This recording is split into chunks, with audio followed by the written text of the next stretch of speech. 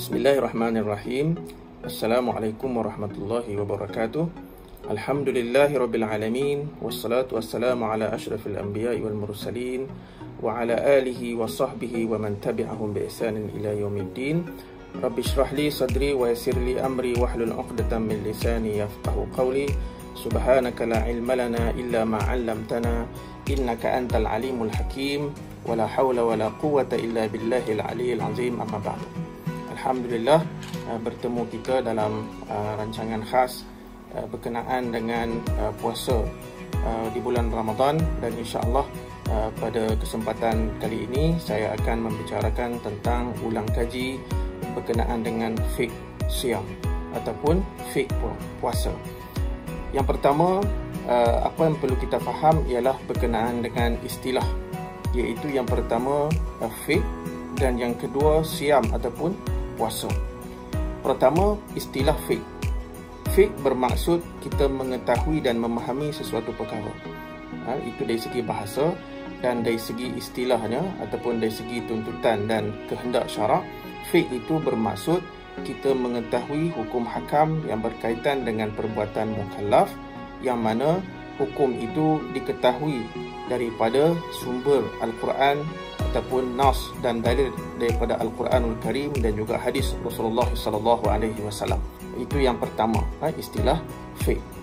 Manakala puasa ialah satu perbuatan yang mana kita menahan diri kita daripada makan dan minum serta perkara-perkara yang boleh membatalkan puasa kita. Dan senang untuk kita faham bahawa apabila kita berpuasa, kita akan berlapar dahaga, dan apa sahaja perkara-perkara yang boleh membatalkan puasa kita itu, kita perlu menahan diri daripada melakukan perkara tersebut. Dan insya-Allah kita akan melihat apakah perkara-perkara yang boleh membatalkan puasa tersebut nanti. Baik, jadi apabila kita menggabungkan dua perkataan ini, iaitu yang pertama fiqh dan yang kedua siyam ataupun puasa, dan kita istilahkan sebagai satu istilah yang khas, kita namakan fiqh puasa, maka maksudnya ialah untuk kita mengetahui hukum hakam yang berkaitan dengan puasa yang diwajibkan oleh Allah Subhanahu wa taala, khususnya dalam bulan Ramadan al-Mubarak.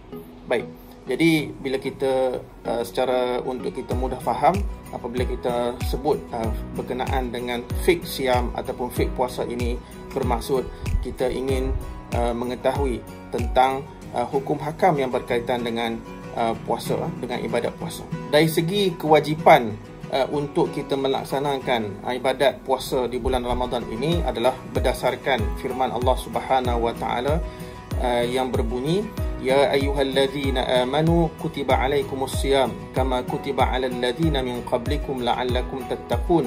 Ini kita dapat lihat dalam surah Al-Baqarah ayat 183, yang bermaksud, wahai orang-orang yang beriman, diwajibkan ke atas kamu berpuasa sebagaimana diwajibkan ke atas orang-orang sebelum daripada kamu.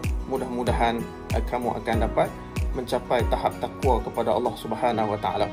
Baik, itu dalil daripada Al-Quranul Karim.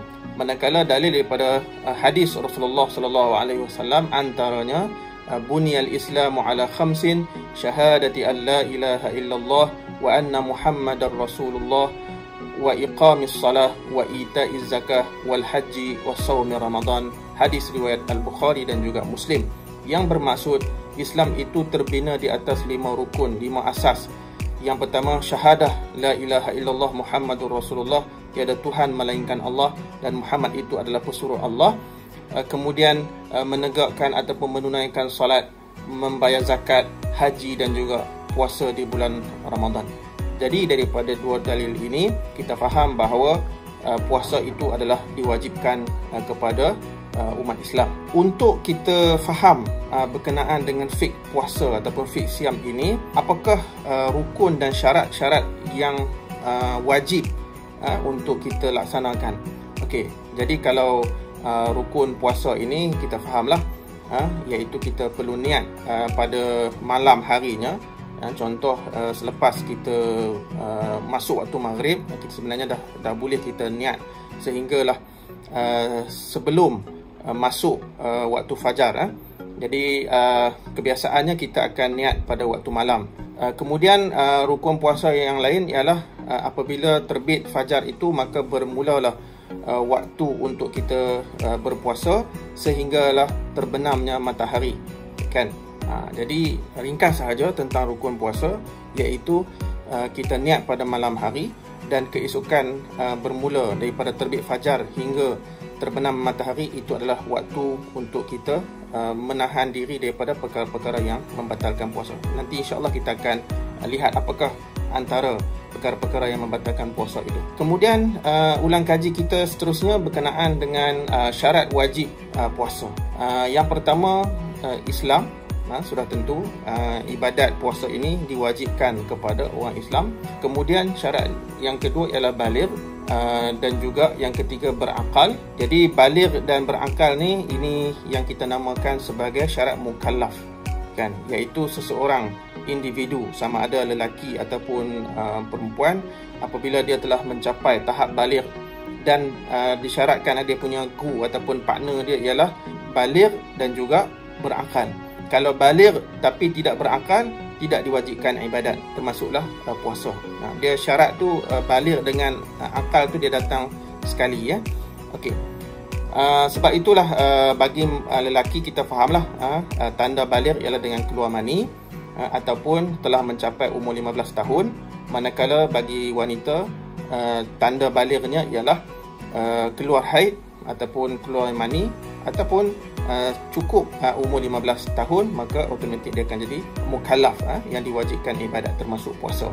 Kemudian syarat wajib ataupun syarat sah dan wajib puasa ini antara lain, ini khusus untuk orang perempuan lah, iaitu suci daripada haid dan juga nifas. Jadi bagi orang lelaki tidak timbullah isu ni sebab mereka tidak ada haid dan nifas. Andai katalah terkeluar ada keluar darah daripada kemaluan zakar lelaki, itu tidak dinamakan haid sebab orang lelaki memang kebiasaannya tidak datang haid. Tapi kalaulah andai kata berlaku pendarahan di zakar ataupun dubur, itu bukannya darah haid, itu adalah mungkin disebabkan penyakit tertentu. Jadi makna kata kalau orang lelaki yang keluar darah daripada kemaluan itu, dia sekadar membasuh sahaja kemaluan tersebut, dan tidak menjadi keuzuran daripada berpuasa. Maksudnya orang lelaki itu tetap wajib berpuasa. Tapi kalau orang perempuan kedatangan haid dalam tempoh-tempoh tertentu ataupun nifas, maka dia tidak boleh berpuasa. Kemudian syarat wajib berpuasa yang seterusnya iaitu kemampuan untuk berpuasa, iaitu orang yang sihat walafiat. Kalau orang tu sakit ataupun orang warga tua yang tidak mampu, tidak ada kemampuan dan tidak ada kudrat untuk berpuasa, maka orang begini tidak wajib berpuasa, sebab dia memang dia sakit lah, kan. Seterusnya untuk kita ulang kaji berkenaan dengan fiqh puasa ini adalah perkara-perkara yang tadi rukun dan wajib yang kita sebut tadi. Yang seterusnya ialah berkenaan dengan perkara-perkara sunat kita lakukan ketika puasa. Banyaklah sebenarnya, kalau kita nak kira satu persatu mungkin mungkin terlalu banyak, kan. Cuma yang kita nak highlight di sini ialah antara perkara-perkara yang kita digalakkan untuk buat sepanjang kita berpuasa, khususnya di bulan Ramadan. Antaranya ialah kita disunatkan untuk menyegerakan berbuka, kan. Jadi eloklah kita menunggu ketika azan maghrib bakal dilaungkan, kita dah siap-siap menunggu. Dan inilah memang sebenarnya amalan kita, satu-satunya perkara kita boleh on time, ataupun sebenarnya bukan on time, dia lagi awal daripada tu. Inilah satu-satunya perkara yang kita akan bersegera, iaitu kita duduk di hadapan makanan lebih awal, kan. Ini memang kebanyakan orang kita buat.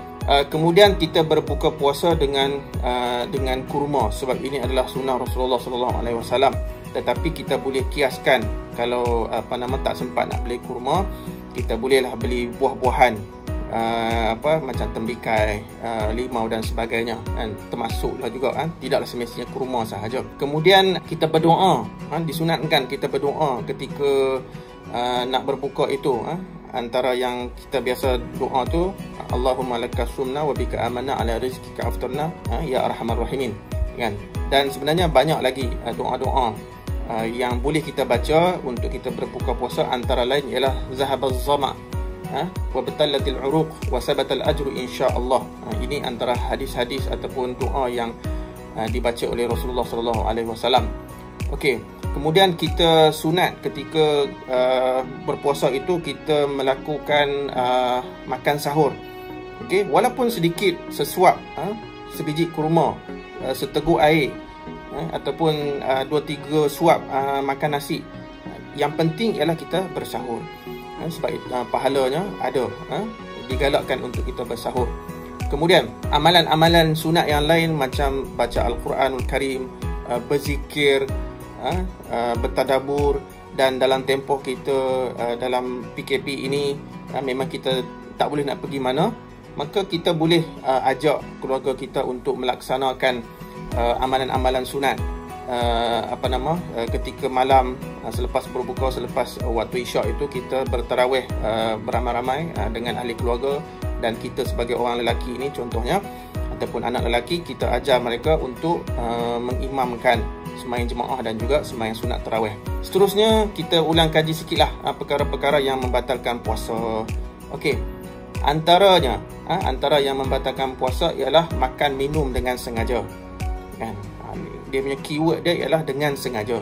Kalau tak sengaja itu dimaafkan, tapi jangan sengaja tidak sengaja. Itu membatalkan. Kemudian keluar mani dengan sengaja.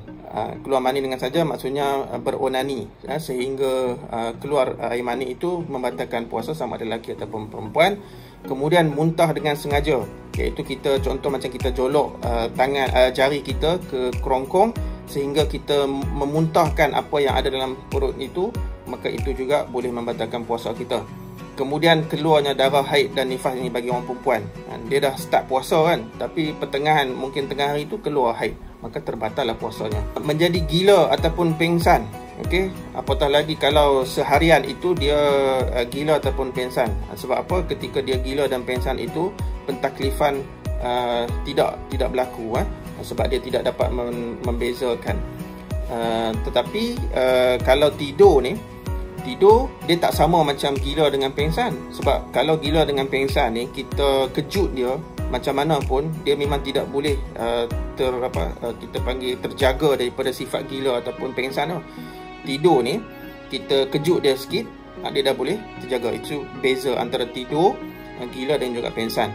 Kemudian perkara yang membatalkan puasa yang lain ialah murtad, wal'iyazubillah, kan, dia keluar daripada agama Islam, automatik akan terbatal puasanya. Sebab yang wajib puasa ialah untuk orang Islam sahaja. Kemudian contoh macam merokok, itu membatalkan puasa sebab asap telah masuk dalam kita panggil dia punya rongga dia. Kemudian jima antara suami isteri juga membatalkan puasa dan kena bayar kafarat lah. Kemudian mereka yang menggunakan inhaler untuk penyakit asma dan sebagainya. Okay, walaupun ada pandangan yang menyatakan tidak terbatal sebab dia tidak diibaratkan sebagai makanan, sebab dia ubat.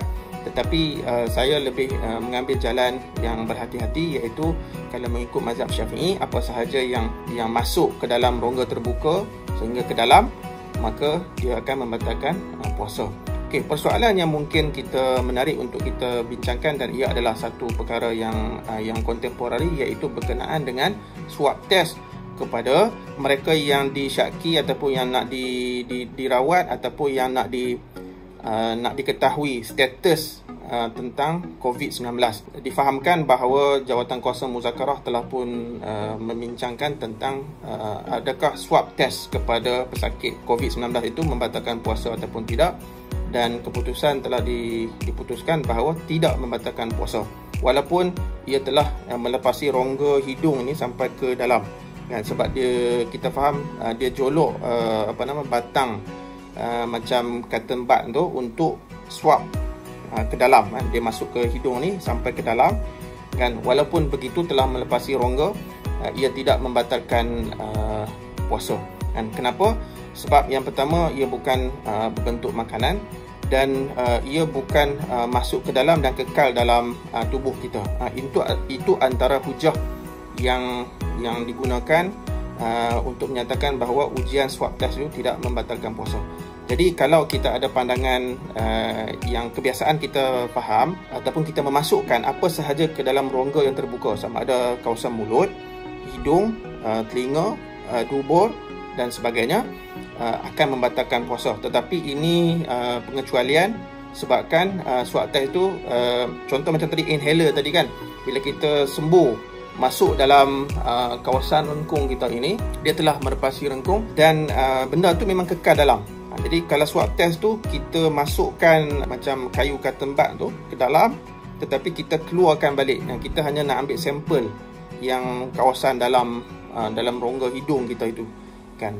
Jadi itu ada sedikit perbezaan.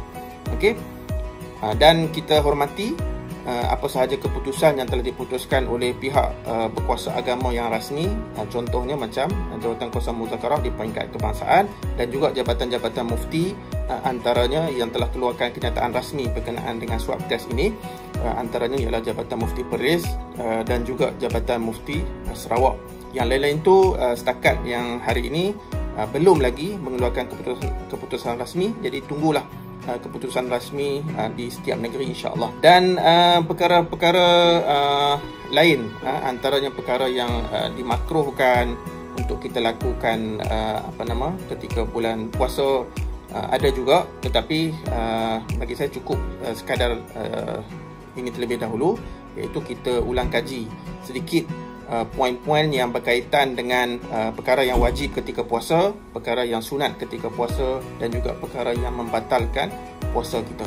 Jadi sekadar itu sahaja, ulang kaji ringkas kita berkenaan dengan fiqh siam ataupun fiqh puasa.